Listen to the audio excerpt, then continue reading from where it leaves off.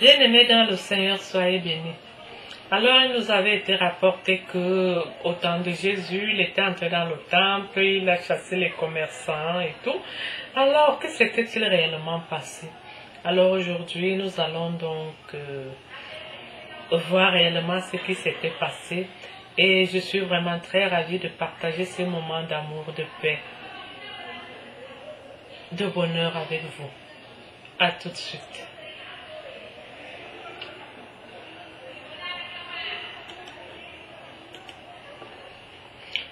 Jésus entra dans le temple de Dieu, il chassa tout ce qui vendait et qui achetait dans le temple, et il renversa les tables des changeurs de monnaie et les sièges des vendeurs de pigeons.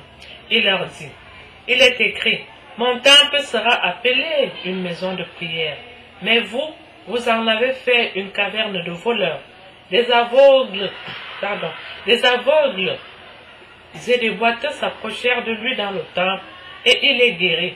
Mais les chefs des prêtres et les spécialistes de la loi furent indignés à la vue des choses merveilleuses qu'il avait faites et des enfants qui criaient dans le temple, Hosanna au Fils de Dieu.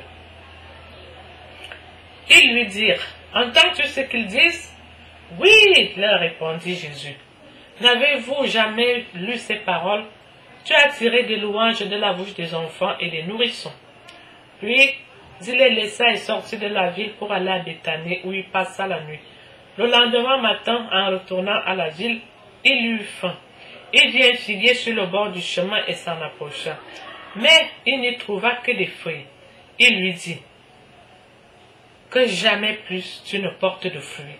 Le figuier sécha immédiatement. Voyant cela, les disciples furent étonnés et dirent, comment ce figuier a-t-il pu devenir immédiatement sec?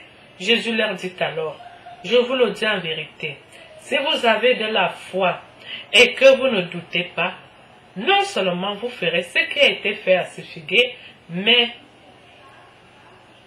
même si vous dites à cette montagne, retire-toi de là et jette-toi dans la mer, cela arrivera. Tout ce que vous demanderez avec foi par la prière, vous le recevrez.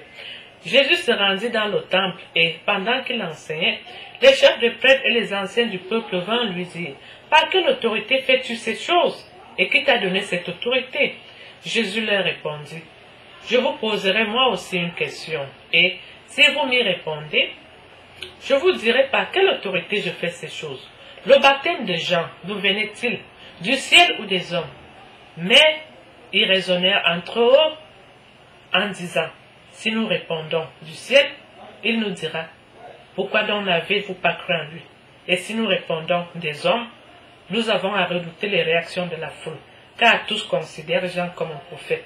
Alors ils répondirent à Jésus, nous ne savons pas. Jésus leur dit à son tour, moi non plus, je ne vous dirai pas par quelle autorité je fais ces choses.